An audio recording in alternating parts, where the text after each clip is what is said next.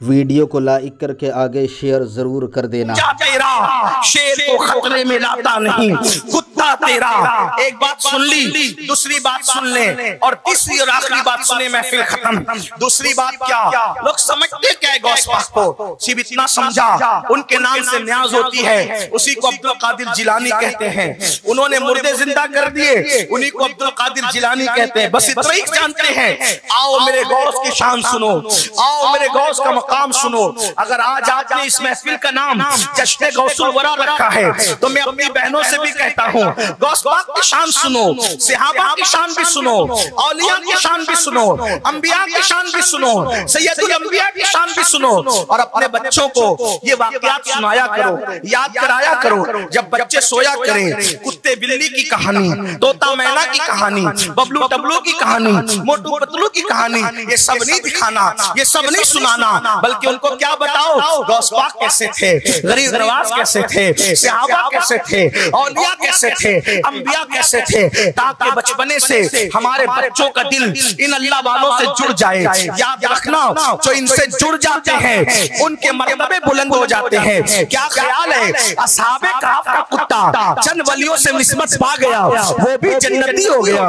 अरे कुत्ते भी नहीं जन्नत में जाते, लेकिन वली की निस्बत ने कुत्ते को भी जन्नती कर दिया। सोचो मुसलमानों, इसलिए वलियों से निस्बतें जोड़ो, उनसे ताल्लुक जोड़ो, और कोई बोलता रहे उसको बोलने दो, कोई बकता रहे उसको बकने दो। अपने औलिया अल्लाह के रास्ते पे चलो, अहले सुन्नत व जमात के मसलक पर चलो। अल्लाहु अकबर, ये अहले सुन्नत का मसलक 1857 के बाद का नहीं, ये अहले सुन्नत व जमात का जो मसलक है, अल्लाहु अकबर, इसकी कड़ियां सहाबा से मिलती है। आज के दौर में जिसको पहचान के लिए अहले सुन्नत के मसलक को मसलक आला हज़रत के नाम से भी जाना जाता है, इसलिए इसको मजबूती से पकड़े रहो। ये औलिया से रखेगा, ये अंबिया से जुड़ा रखेगा, ये अदब वालों में रखेगा, ये माँ बाप का अदब सिखाएगा, ये अल्लाह वालों का अदब सिखाएगा। अल्लाहु अकबर, गौस पाक की शान देखो। अल्लाह अल्लाह, आज हमारे बच्चे कोई हीरो की तरफ, कोई फिल्म की तरफ, कोई ज़िना की तरफ, कोई गाने की तरफ, कोई हराम काम की तरफ इसलिए बढ़ रहा है कि हमने औलिया अल्लाह से नहीं जोड़ा, हमने उसके दिल के तार मुस्तफा जाने रहमत से नहीं जोड़ा। हमें ये सब बातें अपने बच्चों को सिखानी पड़ेगी। अल्लाहु अकबर। दूसरी बात जो अर्ज करनी है वो ये है, अल्लाह अल्लाह, सरकार गौस आजम जो थे उनकी बारगाह में बड़े बड़े औलिया आते थे, बड़े बड़े अक़ताब आते थे, बड़े बड़े अब्दाल आते थे, और गौस पाक से सबक सीखते थे। कौन कौन आके सीखता था पता है? एक मर्तबा गौस पाक बहुत खुश, बहुत खुश, किसी ने कहा सरकार आज बहुत खुश है। फरमाया हाँ, एक बंदा 2 कदम में बैतुल मुकद्दस से मेरे पास आया। 2 कदम में, कहां बैतुल मुकद्दस, कहां बगदाद। 2 कदम में कहां आया? बगदाद शरीफ। कहां से? बैतुल मुकद्दस से मेरे पास आया, और सीखने के लिए आया कि इश्क किसे कहते हैं। क्या सीखने आया? मतलब इतना बड़ा हो गया था वो बंदा कि 2 कदम में बैतुल मुकद्दस से बगदाद तक का फासला तय कर सकता था। लेकिन सीखना क्या था? तवज्जो करें, क्या सीखना था? इश्क। और ये सब इश्क सीख कर बैठे हम लोग। जिनको वुजू का तरीका नहीं पता, उससे बड़ा आशिक रसूल कोई नहीं। 3 बच्चों का बाप हो गया, गुस्ल करना नहीं आता, उससे बड़ा आशिक रसूल कोई नहीं। फजर की नमाज में बिस्तर पे पड़ा हुआ है सोते हुए, उससे बड़ा आशिक रसूल कोई नहीं। गौस पाक कह क्या रहे, थोड़ा समझो तो सही। 2 कदम में बैतुल मुकद्दस से बगदाद आया है। सीखना क्या चाहता है? इश्क। मतलब क्या निकल रहा है? अगर मैं सही कह रहा हूं तो उलमा तायीद करेंगे, गलत कह रहा हूं तो मेरी इस्लाह करेंगे। मतलब ये निकल रहा है कि 2 कदम में बैतुल मुकद्दस से बगदाद आना आसान है, लेकिन इश्क की राह में कदम रखना ये मुश्किल है। इतना पावरफुल हो गया, इतना पावरफुल हो गया कि 2 कदम में बैतुल मुकद्दस से बगदाद आ सकता है, लेकिन अभी ये सलाहियत पैदा नहीं हुई कि इश्क की मंजिल कैसे तय की जाती है। और यहां तो हाल ये कि नमाज गई और आशिक रसूल है। नमाज के बगैर कोई आशिक रसूल कैसे हो सकता है? गौस पाक का दामन थाम लिया है। जुमा की 2 रकअत पढ़कर ऐसे भागते हैं जैसे स्कूल की छुट्टी होने पर स्कूल के बच्चे भागते हैं। जिस कौम का हंसने की बात नहीं, ना ये कोई मुशायरा है, ना मैं कोई शायर हूं, ना ये कोई कॉमेडी शो है, ना यहाँ हंसने की कोई बात है, ये एहतिसाब का मकाम है। आपने किसी मुकर्रिर को नहीं बुलाया, आपने किसी दिल जले फकीर को बुलाया है। इसलिए मैं ये कभी कहने नहीं आऊंगा कि हमारे चेहरे देखो और जन्नत में जाओ।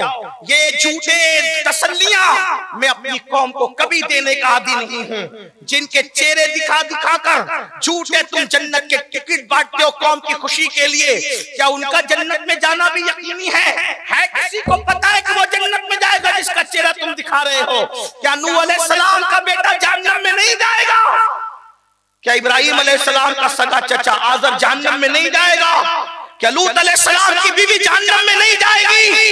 इतने बड़े बड़े घराने के लोग जहन्नम में जाएंगे, तो क्या हमारे अंदर सुरखाब के पर लगे हैं? पूरा पूरा हफ्ता मस्जिद नहीं जाते और हाथ से जन्नत नहीं जाती, हाथ से जन्नत नहीं जाती। इतनी जन्नत करा कर लाए। रसूलुल्लाह के दौर के बंदे जवान कहा लगा के हंस रहे हैं। हुजूर सवारी से उतर पड़े, पूछते हैं क्या जन्नत की टिकट मिल गई, जन्नत में जाने की बशारत मिल गई? उन्होंने कहा नहीं या रसूलल्लाह। आका ने फरमाया जो जन्नत में जाने की जिसको बशारत न मिली और वो कहा लगा के हंस रहा है, मुझे हैरत है।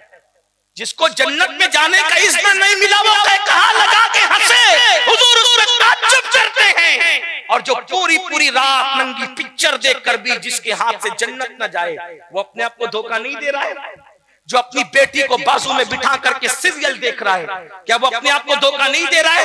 कादरियत इतनी सस्ती नहीं है कि मेरा कपड़ा पकड़कर तुम्हें कादरियत मिल जाए।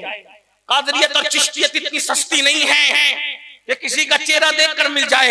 ये दिल जले के जुमले अगर खराब लगे तो माफ कर देना उड़ीसा वालों, लेकिन याद रखना, अच्छी तरह से याद रखना, हमने मजहब को जितना हल्का समझा उतना मजहब हल्का नहीं है।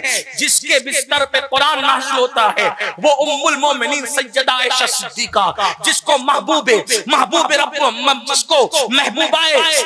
रब्बुल आलमीन होने का शरफ हासिल है, वो आयशा सिद्दीका जो रूठ के बैठ जाए तो अल्लाह के रसूल बेचैन हो जाते थे, वो आयशा सिद्दीका जो चुप हो जाए तो जिसको बुलवाने के लिए हुजूर जतन करते थे वो आयशा सिद्दीका। अल्लाहू अकबर, जिसकी आंख में आंसू आ जाए तो अपने हाथ से रसूलुल्लाह आंसू पोंछते थे वो आयशा सिद्दीका। उनके बारे में उनके भाई अब्दुर्रहमान इब्न अबू बकर कहते हैं कि मैंने आयशा सिद्दीका को देखा कि जब वो अल्लाह के खौफ से क़यामत की तकलीफों को याद कर कर के रोती थी तो दुपट्टा ऐसे भीग जाता था कि हमें निचोड़ना पड़ता था। दुपट्टा धोने के बाद निचोड़ते तो पानी टपकता है, लेकिन आयशा का दुपट्टा धोया नहीं जाता था बल्कि उनकी आंसुओं से निचोड़ा जाता था तो ऐसा लगता था पानी है। अल्लाह अकबर, लेकिन वो अल्लाह के खौफ से रो रही होती थी। मुझे बताओ तो सही, आखिर हमने दीन किसको समझा, दीन को क्या समझा? खड़े होकर पेशाब करते रहे, फिर भी हम गौसे आज़म के गुलाम, हम रसूलुल्लाह के गुलाम, औरतों को तलाक की धमकियां देते रहे, फिर भी रसूलुल्लाह के गुलाम, नंगी पिक्चरें फेसबुक यूट्यूब का मिसयूज करते रहे। सोचो तो सही, मैं हैरान हूं जो गौसे आज़म बेनमाजी को मुसलमानों के कब्रिस्तान में दफन होने से मना फरमा दे, जो गौसे आज़म कहे बेनमाजी मर जाए तो उसको मुसलमान के कब्रिस्तान में दफन मत करना। जब गौस पाक बेनमाजी को मुसलमानों के कब्रिस्तान में पसंद नहीं करते, जबकि वो कब्रिस्तान गौस पाक का बनाया हुआ नहीं है, लेकिन कहते हैं उनको दफन मत करो जो नमाज नहीं पढ़ते। तो जब बेनमाजियों को मुसलमानों के कब्रिस्तान में देखना गवारा नहीं तो बेनमाजियों को कादरी सिलसिले में कैसे कबूल करेंगे? आप जो चाहे अपने लिए डिग्रियां तराश लें, ऐसे नहीं होगा कयामत के दिन। बेनमाजी होकर आप अपनी कादरियत गौस पाक के सामने साबित नहीं कर सकते।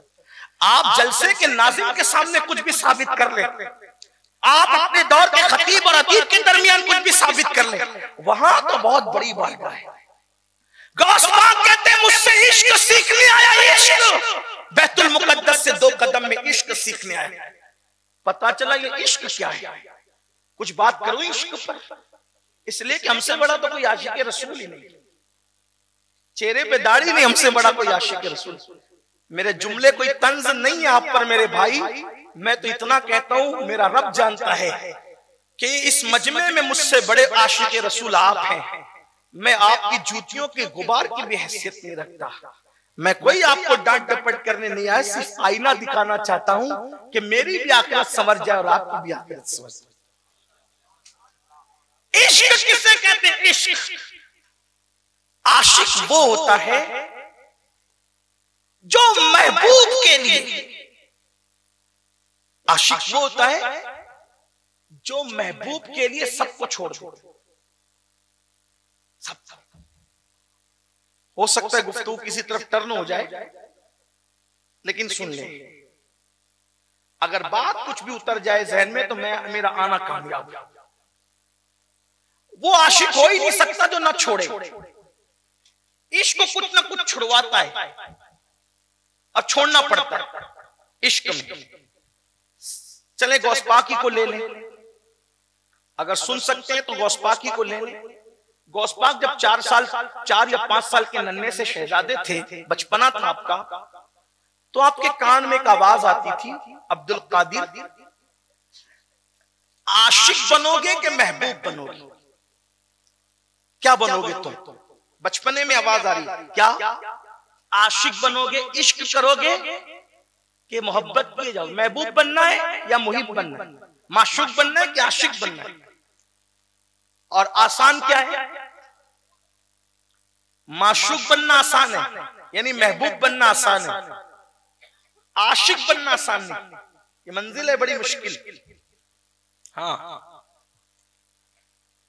महबूब और आशिक में फर्क क्या होता है बताऊं?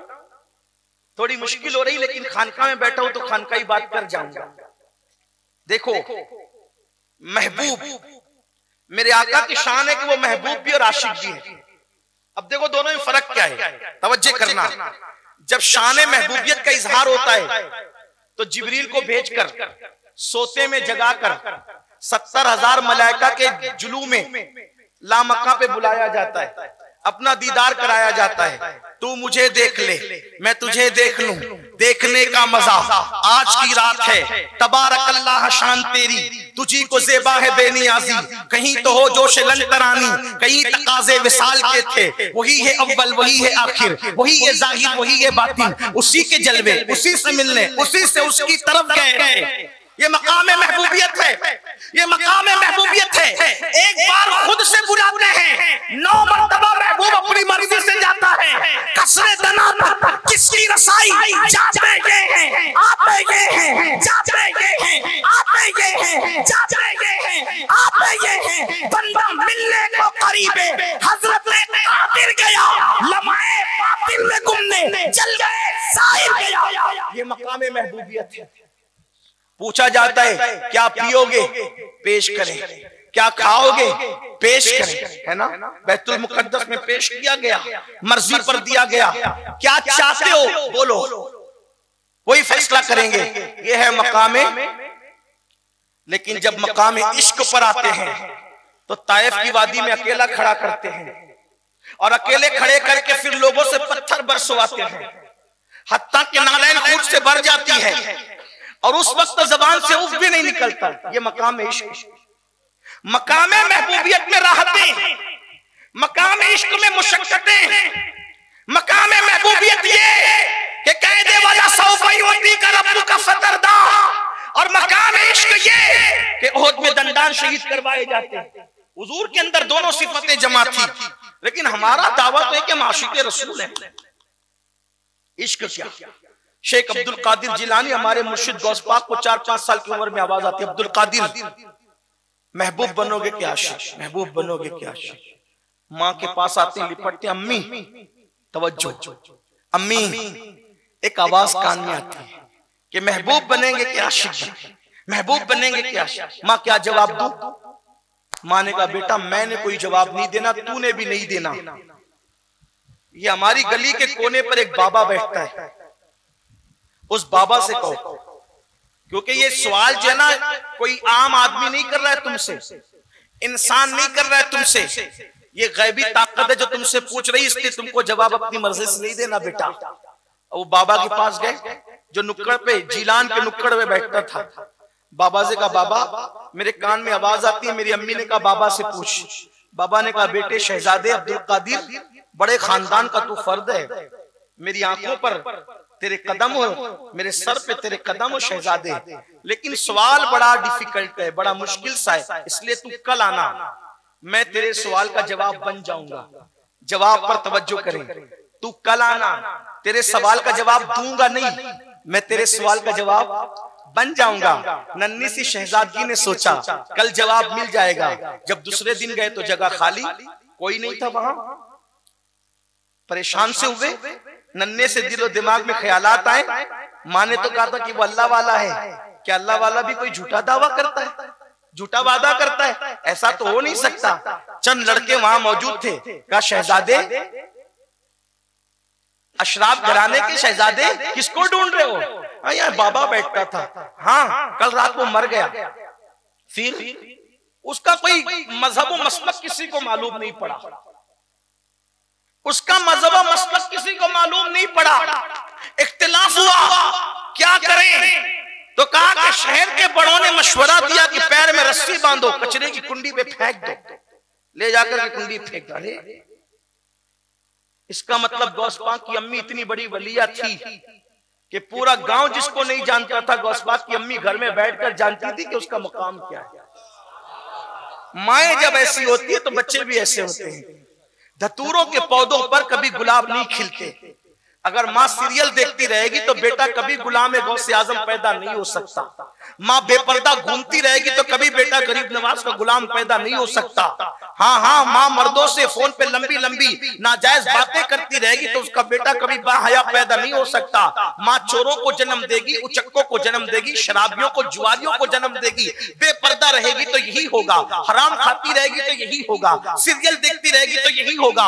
अगर अपने बच्चों को अच्छा देखना है, पहले खुद को बदलो, अपने आप को धतूरा न बनाओ, अपने आप को गुलाब का पौधा बनाओ। पौधा गुलाब का होगा तो गुलाब खुद ब खुद खिलेगा।